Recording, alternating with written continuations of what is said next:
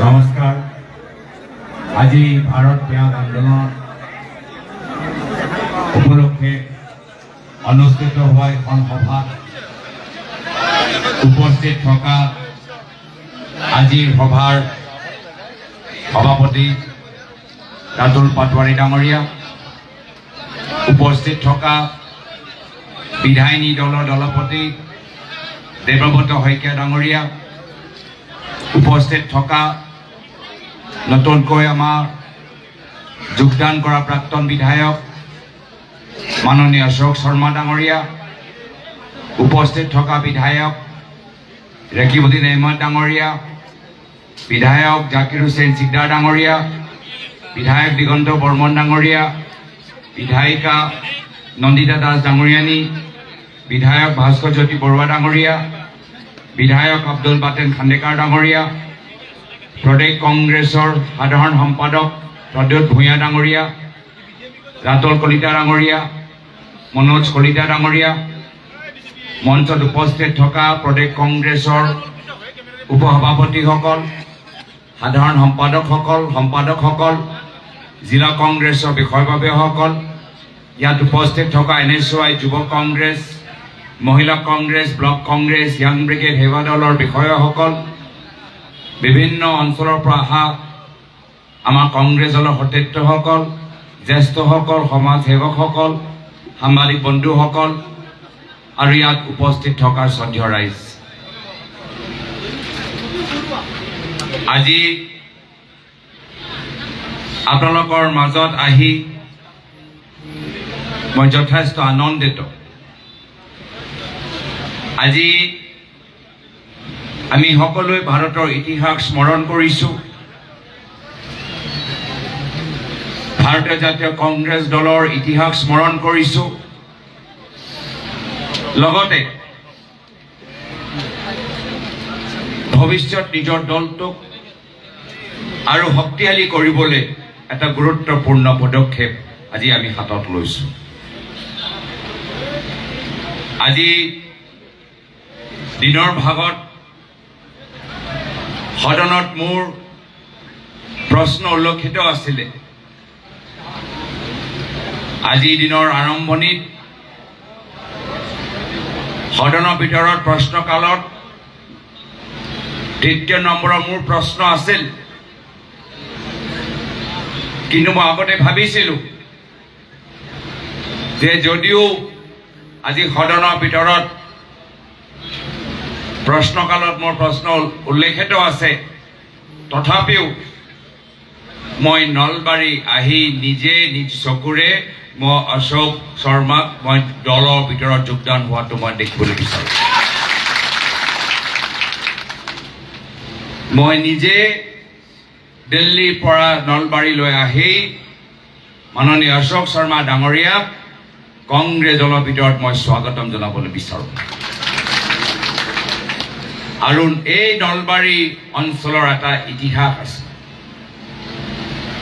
এই নলবাৰী মানুহৰ, এই অঞ্চলৰ মানুহৰ এটা স্বাভিমান আছে। আৰু মই আপোনালোকক কথা দিছোঁ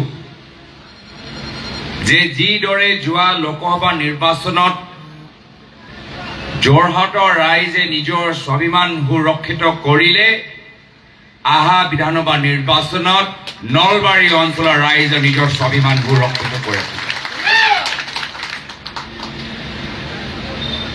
আমাৰ দল এটা বৃহত্তৰ পৰিয়াল, এটা বৃহত্তৰ ঘৰ। আমাৰ ঘৰৰ ভিতৰতো বিভিন্ন মানুহৰ স্থান আছে, মৰ্যাদা আছে। আমাৰ ঘৰৰ ভিতৰত সকলোৱে যে একেই চিন্তা কৰে, ৰাজনৈতিকভাৱে হওক, সাংগঠনিকভাৱে হওক, এইটো কথা নহয়। আমি সদায় আলাপ আলোচনা কৰাৰ পিছত এটা সিদ্ধান্ত আমি লওঁ। আৰু সেইকাৰণে মই আশা কৰোঁ যে মাননীয় অশোক শৰ্মা ডাঙৰীয়া যেতিয়া আমাৰ ঘৰত আগবাঢ়ি যাব যি সন্মান তেওঁ আগতে নিজৰ পুৰণা দলত পাইছিল তাতকৈ বেছি সন্মান মৰম স্নেহ আমাৰ ঘৰৰ ভিতৰত হ'ব।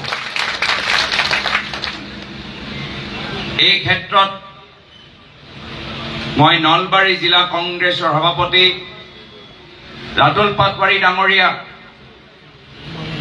প্ৰদেশ কংগ্ৰেছৰ সাধাৰণ সম্পাদক প্ৰদ্যুৎ ভূঞা ডাঙৰীয়া, এই দুয়োজনকে মই বিশেষভাৱে ধন্যবাদ আৰু কৃতজ্ঞতা জ্ঞাপন কৰিবলৈ বিচাৰিছোঁ। এই দুয়োজনে বহল মন,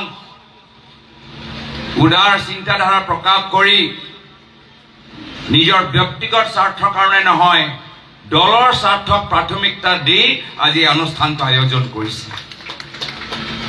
লগতে আমাৰ মনোজ কলিতা ডাঙৰীয়া, ৰাতুল কলিতা ডাঙৰীয়া, বিভিন্ন আমাৰ জিলা কংগ্ৰেছ, ব্লক কংগ্ৰেছে সকলোৱে সহায় কৰিছে, যাৰ ফলত মোৰো একে আপত্তি, যি আপত্তি আমাৰ প্ৰদেশ কংগ্ৰেছৰ সভাপতি ভূপেন বৰা ডাঙৰীয়াই আমাক জনালে যে আজি এই বিশাল সভাৰ কাৰণে আমাৰ জগাটো অলপ সৰু হৈছে।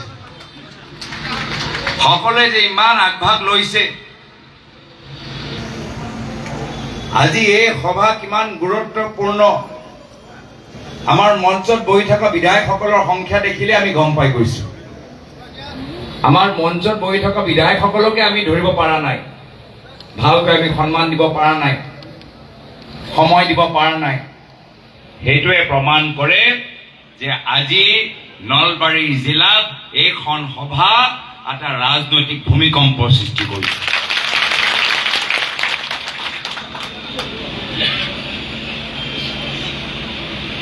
আজি আমি সকলোৱে একগোট হৈছোঁ অহংকাৰৰ বিৰুদ্ধে সংগ্ৰাম কৰিবলৈ। ভাৰতৰ ইতিহাসত সদায় আমি দেখা পাইছোঁ যেতিয়া এজন বিশেষ ব্যক্তি বেছি শক্তিশালী হৈ ক্ষমতা তেখেতৰ মূৰত সোমাই যায়, অহংকাৰী হৈ যায়, আৰু তাৰ পিছত তেখেতৰ অহংকাৰ ৰাইজে ভাঙি দিয়ে। মই ভাবিছিলোঁ যে যোৱা লোকসভা নিৰ্বাচনৰ পিছত অসমৰ ভিতৰত বিজেপিক নেতৃত্ব দিয়া ব্যক্তিসকলৰ অহংকাৰ ভাঙি যাব। ৰাইজে যি শিক্ষা দিলে সেই শিক্ষাটো গ্ৰহণ কৰিবলৈ তেওঁলোকে চেষ্টা কৰিব। কিন্তু মই দুঃখিত যে যি বাৰ্তা অসমৰ ৰাইজে দিবলৈ বিচাৰিছিল সেই বাৰ্তা এই অহংকাৰী নেতৃত্বৰ ওপৰত তেওঁলোকৰ একো প্ৰভাৱ পৰা নাই। সেই একে সাম্প্ৰদায়িক বাৰ্তা, সেই একে ধনৰ প্ৰতি লোভ, সেই একে জ্যেষ্ঠৰ প্ৰতি অপমান, যি কাৰণত তেওঁলোকৰ পৰা ৰাইজ আঁতৰি গ'ল, তেওঁলোকৰ পৰা কৰ্মীখিনি আঁতৰি গ'ল, আজি সেই কাৰণ এতিয়াও তেওঁলোকৰ নেতৃত্বত আমি দেখা পাইছোঁ। আৰু সেইকাৰণে আজি এই সভা মাত্ৰ এটা আৰম্ভণি। আজি বহুত মানুহ যি বিজেপি দলৰ ভিতৰত আছে, আজি অশোক শৰ্মা ডাঙৰীয়া এই বলিষ্ঠ পদক্ষেপৰ পিছত সাহস পাইছে, গম পাইছে যে হয়, যদি এজন মানুহৰ অহংকাৰ ভাঙিব লাগে তেতিয়া কংগ্ৰেছ দলক যোগদান কৰি আমি কংগ্ৰেছ দলটো শক্তিশালী কৰি এইসকলৰ অহংকাৰ আমি ভাঙিবলৈ আমি সক্ষম হ'ম। আৰু যদি আমি এইসকলৰ অহংকাৰ ভাঙিবলৈ আমি সক্ষম হ'ম তেতিয়াহে গৈ আমাৰ অসমৰ ভিতৰত শান্তি সম্প্ৰীতি আনিবলৈ আমি সফলতা লাভ কৰিম। আজি অসমৰ স্বাৰ্থত, নিবনুৱাসকলৰ স্বাৰ্থত, বয়োজ্যেষ্ঠসকলৰ স্বাৰ্থত, মহিলাসকলৰ স্বাৰ্থত, দুখীয়া মানুহৰ স্বাৰ্থত আমি সকলোৱে একগোট হোৱা প্ৰয়োজন আছে। আৰু মই ইয়াৰ পৰা বাৰ্তা দিছোঁ যে যিসকলে অহংকাৰী ৰাজনীতিৰ বিৰুদ্ধে আমাৰ দলটোক যোগদান কৰিবলৈ বিচাৰে তেওঁলোকৰ বাবে আমাৰ দলৰ দুৱাৰ সদায় মুকলি আমি কৰি ৰাখিম। আৰু এই কথা মই আগতেও কৈছিলোঁ কি যদি আমাৰ ব্লক কংগ্ৰেছ, জিলা কংগ্ৰেছ অনুমতি থাকে তেতিয়াহে গৈ আমাৰ দলটোক বাহিৰৰ পৰা এজন ব্যক্তিক যোগদান কৰিব পাৰিব। আৰু তাৰে উদাহৰণ আজি আমি নলবাৰী জিলাত আমি দেখা পাইছোঁ। আজি এই মানুহৰ অহংকাৰ ইমান। আজি গুৱাহাটী মহানগৰত আমি অৱস্থা দেখা পাইছোঁ। অলপ দিন আগতে 5 ঘণ্টা, 6 ঘণ্টা, 7 ঘণ্টা মানুহে জু ৰোডৰ ফ্লাইঅভাৰৰ ওপৰত ৰ'বলৈ হ'ল। লগত কেঁচুৱা, লগতে সৰু ল'ৰা ছোৱালী, লগতে কোনোবা এজন অসুস্থ হৈ থকা এজন মাতৃ। কিন্তু যি সুবিধা পাব লাগিছিল তেওঁলোকে নাপালে। মই দুখিত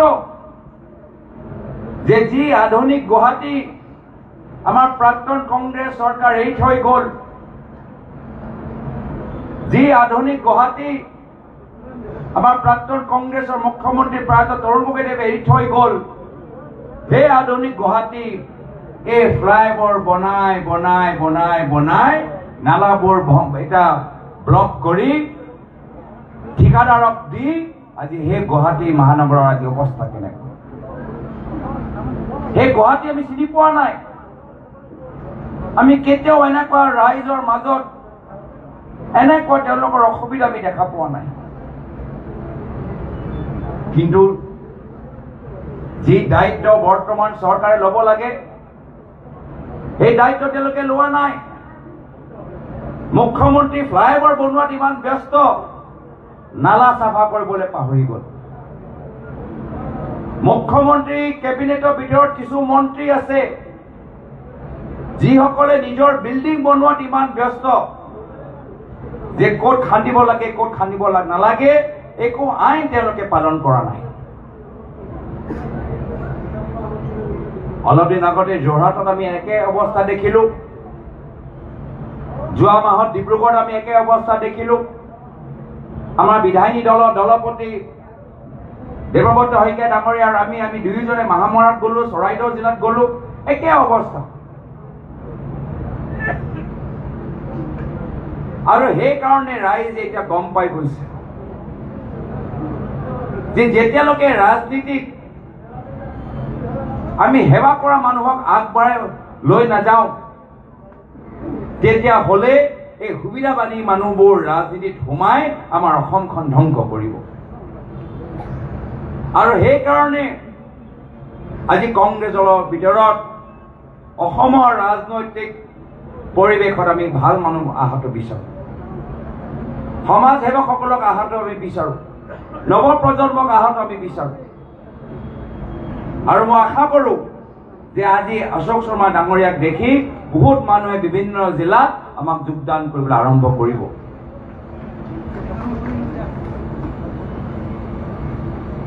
আজি আমাৰ বিদেশত এটা সংকট চলি আছে, আজি বাংলাদেশত এটা সংকট চলি আছে। আৰু আমি আগতেও কৈছিলোঁ যে আমাক অসম চুক্তিয়ে এটা সুৰক্ষা কৱচ দিয়ে। আজি যদি অসম চুক্তি থাকিলেহেঁতেন বাংলাদেশৰ যি ৰাজনৈতিক অস্থিৰতা সেই অস্থিৰতাৰ পৰা আমি নিজকে সুৰক্ষা দিব পাৰিলোহেঁতেন। কিন্তু বৰ্তমান চৰকাৰে আমাৰ সেই অসম চুক্তি সুৰক্ষা কৱচটো তেওঁলোকে উঠাই লৈ গ'ল। এতিয়া আমাৰ মনৰ ভয়, আমাৰ মনত চিন্তা যে আকৌ আমাৰ জনসংখ্যাৰ ভিতৰত সাল সলনি হ'ব নেকি? আমাৰ সুৰক্ষা কৱচ ক'ত? আমাৰ ইঞ্চুৰেঞ্চ পলিচি ক'ত? এই অসম চুক্তি নাই। বৰ্তমানৰ আইনী পৰিৱেশত মাত্ৰ 2014 চন এটা তাৰিখ তেওঁলোকে বান্ধি ৰাখিছে বৰ্তমানৰ কেন্দ্ৰীয় চৰকাৰ। যদি সেই 2014 চনটো সলনি কৰি দিয়ে, বৰ্তমানৰ বাংলাদেশৰ যি ৰাজনৈতিক অস্থিৰতা তাৰ বুজা কোনে ল'ব? তাৰ বুজা আমাক ল'ব লাগিব। এইখিনি কথা বৰ্তমান চৰকাৰে চিন্তা কৰিছেনে নাই কৰা? আমাৰ অসমৰ ভিতৰত মানুহক ঘৰ বনাবলৈ দিবলৈ মাটি নাই, ল'ৰা ছোৱালীক চাকৰি দিবলৈ চাকৰি নাই, বহুত আৰু কৰিবলগীয়া আছে। আজি যদি অতিৰিক্ত বুজা অসমৰ ৰাইজে ল'ব লাগিব, তেতিয়া অসমৰ ভৱিষ্যত আমি কোন দিশে আগুৱাই লৈ যাম? কিন্তু এইখিনি চিন্তা, এইখিনি গৱেষণা আগতে আমাক কৰিব লাগিছিল। আজি মাত্ৰ পইচা আৰু ধনৰ প্ৰতি গোটেই তেওঁলোকৰ বৰ্তমানৰ যি অসমৰ নেতৃত্ব, গোটেই তেওঁলোকৰ ক্ষমতা তাৰ ওপৰতে। অলপ দিন আগতে মুখ্যমন্ত্ৰী মহোদয়ে ভূমি জিহাদৰ কিবা ৰাজনীতি আৰম্ভ কৰিলে। ভূমি জিহাদৰ কিবা ৰাজনৈতিক চৰ্চা আৰম্ভ কৰিলে। আজিৰ তাৰিখত আমি ক'ব পাৰোঁ, বা মই কৈছোঁ এই মঞ্চৰ পৰা, আজিৰ তাৰিখত অসমৰ ভিতৰত আটাইতকৈ বেছি যদি ক'ৰবাত ভূমি জিহাদী পাব, বৰ্তমানৰ বিজেপি চৰকাৰৰ নেতৃত্বত আপোনালোকে ভূমি জিহাদীবোৰ পাব। আটাইতকৈ শক্তিশালী ভূমি জিহাদী আজি অসমৰ বিজেপি চৰকাৰৰ কেবিনেটত বহি আছে। ক'ৰবাত বাগান কিনিছে, ক'ৰবাত ফেক্টৰী কিনিছে, ক'ৰবাত পথাৰ কিনিছে, আৰু গোটেইখিনি কাম অবৈধ, গোটেইখিনি কাম আইন উলংঘ কৰি, সেইকাৰণে ভূমি জিহাদী কৰি আমাৰ মানুহৰ মাজত বিভাজন নকৰিব। প্ৰথমে নিজৰ ঘৰৰ ভিতৰত চাওক, আৰু ক'ত ক'ত হাজাৰ হাজাৰ বিঘা মাটি লৈছে, ক'ত ক'ত আপোনালোকে বাগান কিনিছে, ক'ত ক'ত আপোনালোকে ৰিজৰ্ট বনাইছে, আগতে সেই তালিকাবোৰ আপোনালোকে ৰাজহুৱা কৰক, আৰু তাৰ পিছত অসমৰ ৰাইজক আইনৰ কথা ক'ব। আজি শ্ৰদ্ধেয় ৰাইজ, দলৰ সতীৰ্থসকল, বহুত কৰিবলগীয়া আছে। যদি আমি ভাবো যে লোকসভা নিৰ্বাচনৰ পিছত এনে ইমান পৰিৱৰ্তন হৈ গ'ল যে আমি বহি বহি আমি অহা বিধানসভা নিৰ্বাচনৰ সময়ত ক্ষমতা পাই যাম, সেইটো চিন্তা কৰিলে আমাৰ ভুল হ'ব। পৰিৱেশ যথেষ্ট সলনি হৈছে, আগতকৈ ভাল হৈছে। কিন্তু যদি আমি ভাবো যে আমি বহি থাকিম, মানুহে আমাক যোগদান কৰিব, আৰু আহা আমাৰ বাই ইলেকশ্যন, পঞ্চায়ত নিৰ্বাচন, বিধানসভা নিৰ্বাচন আমি এনে একো নকৰাকৈ আমি জিকি যাম, তেতিয়া আমাৰ ভুল হ'ব। বহুত কৰিবলগীয়া আছে। অশোক শৰ্মা ডাঙৰীয়া গোটৰ কথা ক'লে, গোটৰ ভিতৰত বহুত আৰু কৰিবলগীয়া আছে। আমাৰ কাম এতিয়া অধুৰা, আমাৰ কাম অধুৰা। আমি লোকসভা নিৰ্বাচনত বহুত আমি বুথ পৰ্যায় কামখিনি কৰিলোঁ, কিন্তু সময়ৰ অভাৱৰ কাৰণে আমাৰ কামখিনি সম্পূৰ্ণ হৈ থকা নাই। আৰু সেইকাৰণে মই আপোনালোকক আহ্বান জনাইছোঁ যে যোৱা লোকসভা নিৰ্বাচন মাত্ৰ আমালোকৰ কাৰণে এটা ছেমি ফাইনেল, আচল ফাইনেলটো অহা বিধানসভা নিৰ্বাচনত হ'ব। আৰু সেইকাৰণে যিদৰে আমি ভোটৰ মাজত সোমাই সোমাই আমি কামখিনি কৰি আছো, অহা 1.5 বছৰলৈকে আমি একেদৰে আমি কামখিনি কৰি ৰাখিব লাগিব। আৰু মই আপোনালোকক কথা দিছোঁ, মই দেখা পাইছোঁ আজি ইয়াত আহি যে নলবাৰী মানুহৰ এটা আৱেগ আছে, নলবাৰী মানুহৰ এটা স্বাভিমান আছে। মই যিমান সময়, মই সেইকাৰণে আপোনাক কথা দিছোঁ, মই যিমান সময় যোৰহাট, শিৱসাগৰ, ডিব্ৰুগড়, উজনি অসমত দি থাকিম, সমান সময় নলবাৰী, মংগলদৈ, দৰং, বঙাইগাঁও, নামনি অসমতো আপোনালোকৰ মাজত মই দি থাকিম। আপোনালোকে য'ত বিচাৰে আমি তাত যাম।